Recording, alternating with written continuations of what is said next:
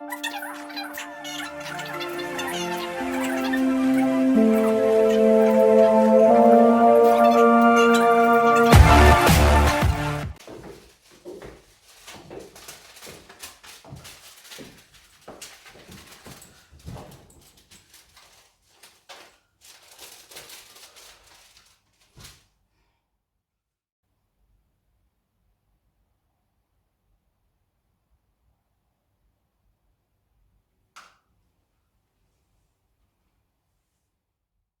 va?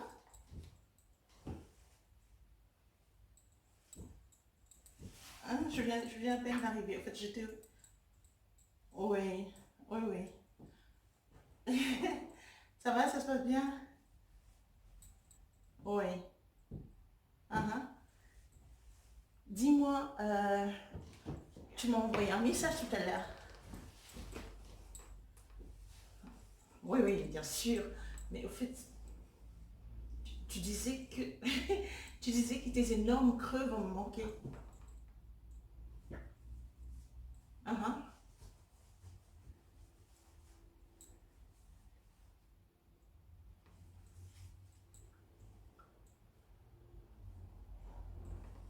Oui.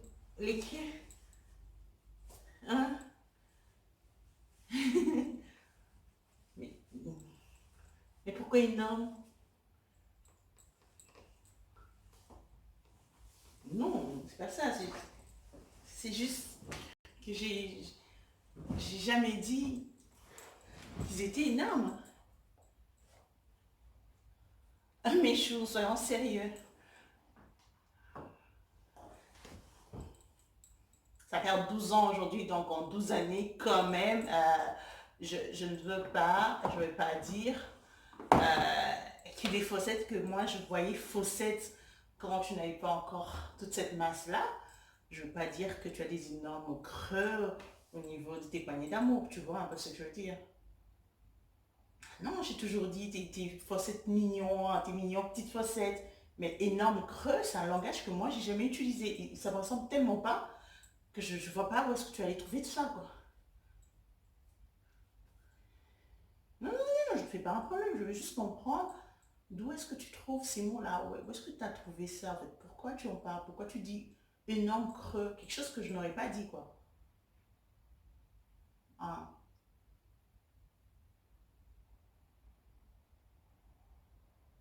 Justement, c'est ma question, hein. Je me pose la question de savoir qui te l'a dit, en fait. Qui a vu tes poignées d'amour pour te dire que tu as des énormes creux au niveau des poignées d'amour. C'est ça que je ne comprends pas.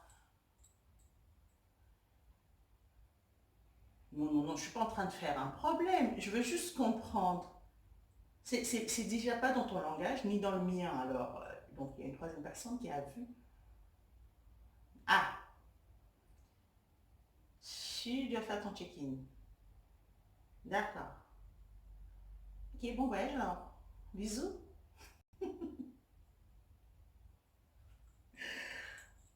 Les hommes.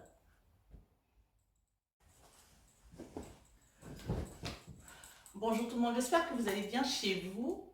Aujourd'hui, on va parler de cette amitié qui existe souvent entre époux, cette habitude de tout se dire justement. Et je ne sais pas si ça vous est déjà arrivé, mais d'avoir l'impression que votre mari a fait quelque chose ou a dit quelque chose qui n'a rien à voir avec vos habitudes. Un truc qui sort de l'ordinaire, un truc qui n'a pas l'habitude de vous dire, du genre, il est en voyage, il est en voyage et il vous dit, il vous appelle pour vous poser la question, chérie, tu préfères NYX ou Kylie? NYX, Kylie, c'est dire quoi? La marque de maquillage, le rouge à lèvres que tu veux que je te prenne, NYX ou Kylie? Et pourtant, vous savez que il n'y connaît, il s'y connaît pas du tout. Il ne parle jamais de maquillage. Il vous en a jamais offert. Alors rien, non, non. Il va aux États-Unis et hop, il vous parle de maquillage. Puis tu te demandes, qui t'a dit de m'acheter du maquillage? Je t'en ai pas demandé. D'où ça te sort déjà ça? Non, non, non, bon, je suis en train de faire les courses et là je suis devant un magasin de maquillage. Alors j'aimerais savoir lequel tu veux. Ah, d'accord. Ok.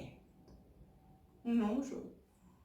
Je n'utilise pas ces deux marques-là de toutes les façons. Donc, pourquoi tu choisis que les deux? Il y a plusieurs marques. Pourquoi il n'y a que les deux qui... Je comprends pas en fait. Ça te sort d'où? Ce genre de choses. Ou encore, vous êtes à l'étranger, et votre homme est seul ailleurs, d'accord? Il est peut-être à l'étranger, vous allez voir ou quelque chose de ce genre. Et vous arrivez dans la chambre, vous allumez la télé de la chambre, pouf, il y a I. La chaîne I, hein? Alors, c'est pas dans ses habitudes, d'accord? Vous dites I, et puis vous dites, bon, sûrement il était en train de zapper ou il est tombé dessus, quelque chose comme ça. Vous allez au salon, vous êtes justement en train de regarder I, ou bien il entre en lui, et puis il dit, ah oui, tu suis les Kardashians là. Franchement, vous dites non. D'où tu connais les Kardashians? Non, ben voilà. Sérieux, d'où tu les connais? Tout le monde les connaît, pas toi. Tout le monde les connaît, mais pas toi. Pas toi. Tu es tout fourré dans ton bureau, dans tes affaires. Ça, tu ne connais pas. D'où tu les connais? Ou encore tu l'entends en train de chanter une nouvelle chanson qui, qui est un peu à la mode chez les jeunes et tout ça. Bah, des chansons qui n'ont rien à voir avec vous deux, quoi, d'accord? Vous, peut-être ça, ce sont des grands classiques, ce genre de choses. Et puis tu le entends un Justin Bieber, quelque chose de ce genre, un truc. Donc, hein, tu connais tout.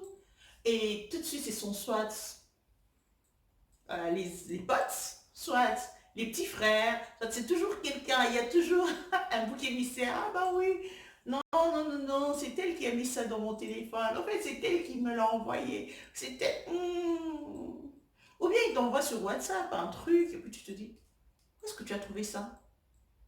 Non, c'est un pote, c'est toujours les petits frères. Tu vois, les petits frères avec qui tu t'entends très bien. C'est toujours lui qui lui envoie ce genre de choses, donc tu pourras jamais te fâcher contre lui ou quelque chose de ce genre. C'est toujours comme ça. Toujours comme ça, ou bien une fois, il va te dire, chérie, c'est vrai que ce que tu mets sur ta tête là, ça peut te coûter dans les 400 €, quelque chose de ce genre. Ouais, ouais, mon cher, elle va te dépouiller. Ah, mon Dieu, c'est pas possible. C'est pas possible, là. Ou bien ce sont des choses même que tu as toujours fait, mais qu'il n'a jamais remarqué. Mais il le voit ailleurs, il trouve que c'est quelque chose de tellement génial. Il vient, il te dit, mais pourquoi tu n'as pas l'habitude de mettre du vernis bien rouge, là, bien brillant? Tu le mets sur tes orteils et sur tes mains. Pourquoi tu n'as pas l'habitude de faire ça? Tu le regardes et tu te rends compte que sur tes orteils et sur tes doigts, tu as justement ce vernis-là. Mais lui, il ne les a pas vus. Mais dès qu'il les voit ailleurs, c'est devenu quelque chose de tellement spécial qu'il en parle. Bah, tu lui montres, tu dis, tu parles de quoi? Ah oui, tu n'as pas l'habitude de mettre ça souvent. Mhm, mhm, mhm. Non, c'est vrai que c'est marrant. Des fois, au fait, lorsqu'on est tellement ami à son nom, quand il est en train de faire sa bêtise à l'extérieur, il est tellement excité par ce qu'il fait à l'extérieur, il a envie de te le raconter, au fait. Il n'a pas envie, mais son subconscient a envie de te le raconter parce que son subconscient sait que vous vous racontez tellement tout. Et il a envie de te raconter des choses. Et des fois, justement, sans se rendre compte, il parle des petites choses comme ça que vous n'avez pas l'habitude de vous dire, ou bien il ramène des choses qui ne fait pas partie de votre quotidien, il te pose des questions que tu n'as pas l'habitude de te poser, des trucs qui, qui sont vraiment, qui sont plus attachés aux femmes, quoi, des choses féminines, et ainsi de suite, ou bien trop jeune pour lui, ou bien voilà, ce sont des petites choses comme ça où on se dit, mon cher ami, tu es en train de faire une bêtise. J'aime rire de l'infidélité, vous savez. Pourquoi j'aime rire de l'infidélité? C'est vrai que j'aime pas ça. C'est vrai que c'est quelque chose, c'est un mal, comme tous les autres mots sur Terre, comme tous les autres mots dans les couples, comme tous les autres mots dans les mariages. Mais je pense qu'à un certain moment, on a tellement donné de la valeur à cette chose qu'elle est devenue la faiblesse de tout le monde et elle finit par nous briser. Je pense que le diable sait exactement que c'est ça le point faible du mariage. C'est ça le point faible dans les couples. Il faudrait qu'on arrête un peu d'élever ça. Problème dans un couple, hein.